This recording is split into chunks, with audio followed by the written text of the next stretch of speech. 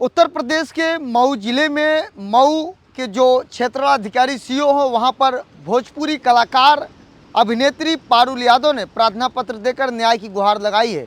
आपको बता दूं, पारुल यादव एक भोजपुरी इंडस्ट्री की एक जानी मानी एक चेहरा है और वह लगातार तमाम ऐसे फिल्मी जो गीत हैं, जो एल्बम है, उसमें काम करती आपको दिखाई देती भी होंगी। उनका कहना है कि उनके जो चाचा हैं उनकी ज़मीन को कब्जा कर लिए हैं और जब हम लोग मांगने का प्रयास करते हैं तो मारने पीटने का धमकी देते हैं। और इसके बाद उन्होंने ये भी कहा कि जो गोरखपुर के सांसद हैं रवि किशन, उनसे भी मुलाकात की। उन्होंने कहा कि आपको न्याय मिलेगा, लेकिन मदद तो हो रही है, लेकिन तब पर भी जो हमारे चाचा हैं जो हमारी ज़मीन नहीं दे रहे, उनको पुलिस प्रशासन से डर नहीं। इसी संदर्भ में पारुल यादव ने घोसी के जो क्षेत्राधिकारी हैं उनको प्रार्थना पत्र देकर न्याय की गुहार लगाई है। वहीं उनके भाई भी उनके साथ जो सीओ हैं जो उनसे मुलाकात की और उन्होंने भी कहा कि सर मुझे बड़ा डर लगता है, क्योंकि जो चाचा हमारे हैं वो मारपीट पर आमादा हो जाते हैं। फिलहाल पारुल ने अपनी दुख को बयां करते हुए मीडिया के सामने अपनी बात को रखी। देखिए पारुल किस तरीके से सारी बात को बता रही है। पारुल का इतना भी आरोप है कि जो मेरे चाचा लोग हैं जो मुझे ज़मीन दे रहे हैं वो एक राजभर की ज़मीन है, उसी ज़मीन को कह रहे हैं कि तुम ले लो, लेकिन वह ज़मीन मैं कैसे लूँ, वो किसी और के नाम पे है। फिलहाल देखिए पारुल कैसे अपनी बातों को मीडिया के सामने रख रही है। सर पिताजी का नाम? स्वर्गीय राम नारायण, कहाँ घर है? कल्याणपुर। आपकी समस्या क्या है? समस्या ये है सर कि मेरे पापा 2004 के एक्सपायर हुए हैं और हम लोग ननिहाल में पड़े बड़े हैं। ननिहाल है? लाट घाट, किस गाँव? पिपरही।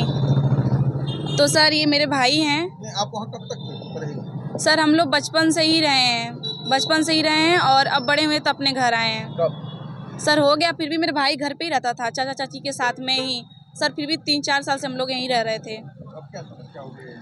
समस्या ये है सर कि जो हमारे छोटे चाचा हैं, हमारे पापा 3 भाई थे, 2 लोग एक्सपायर हो चुके हैं। जो छोटे चाचा हैं वो मेरे भाई का हिस्सा नहीं दे रहे हैं। जयप्रकाश उर्फ मिठाई लाल।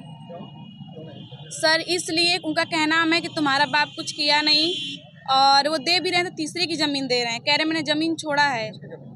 वो एक हैं दूधनाथ राजभर, कोई दूधनाथ राजभर हैं, बहुत गरीब हैं, विकलांग हैं, उनके दोनों पैर से वो चल फिर नहीं सकती हैं। उनकी ज़मीन है और उनकी ज़मीन हमें कैसे वो ले सकते हैं, जरा आपको बताइए। वो हड़प के, जैसे उनका कहना है कि वो लेने नहीं आएगा इंसान। एक होता है ज़बरदस्ती करना। पेपर किसके नाम है? वो दूधनाथ राजभर की ज़मीन है। जी सर। और आपके चाचा जी कह रहे हैं कि आप इसको कब्जा करो। जी कब्जा कर लीजिए।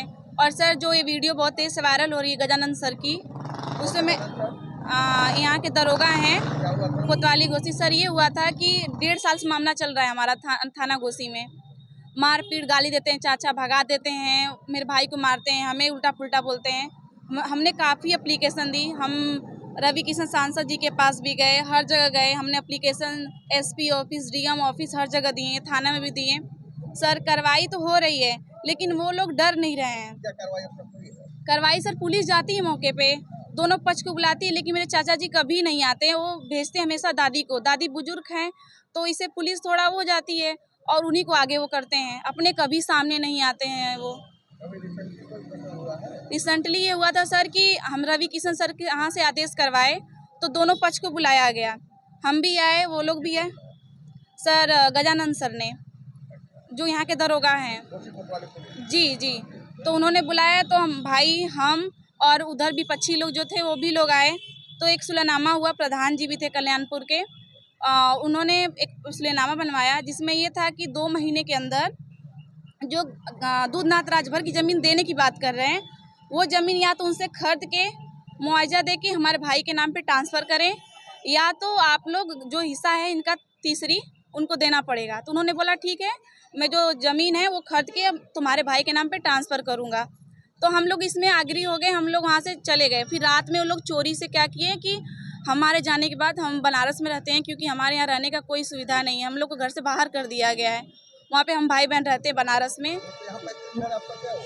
सर वो घर छीन लिया गया, हम लोग का कपड़ा लत्ता सब लोग, हम लोग को 2-2.5 साल पहले फेंक दिया गया था बाहर, और हम लोग को नहीं रहने दिया जाता है। उस टाइम मैं सोशल मीडिया पे काम भी नहीं कर रही थी, पर मुझे कहीं से कोई सपोर्ट नहीं मिला, तो मैं ये सब काम करना स्टार्ट कर दी, सोशल मीडिया व्लॉग बनाना, इंस्टा पे रील बनाना।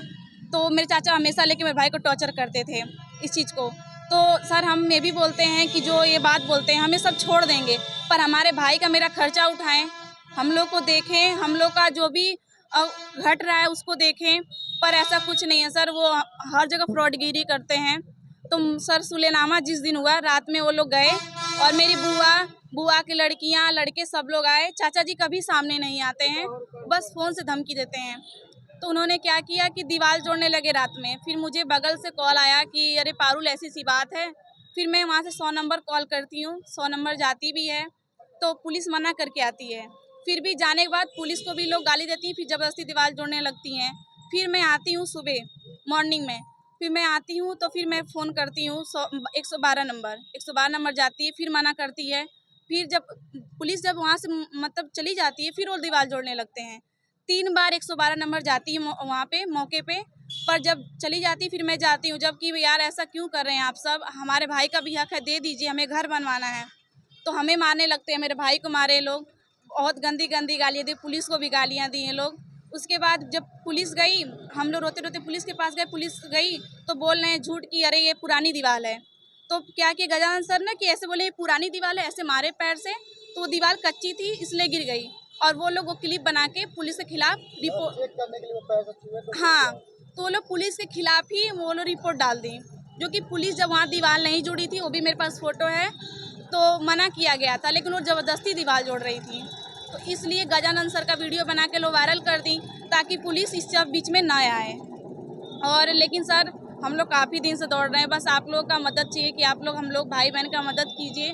और मैं इस चीज़ मतलब सोशल मीडिया पे नहीं बोलना चाहती थी, लेकिन ये लोग मजबूर कर दिए, कोई सुनवाई नहीं हो रही क्योंकि पुलिस भी मजबूर हो जा रही है, क्योंकि हर जगह लेडीज़ आ रही हैं सामने और लेडीज़ को पे भाई बहुत पावर है और ये पुलिस वही मजबूर हो जा रही है।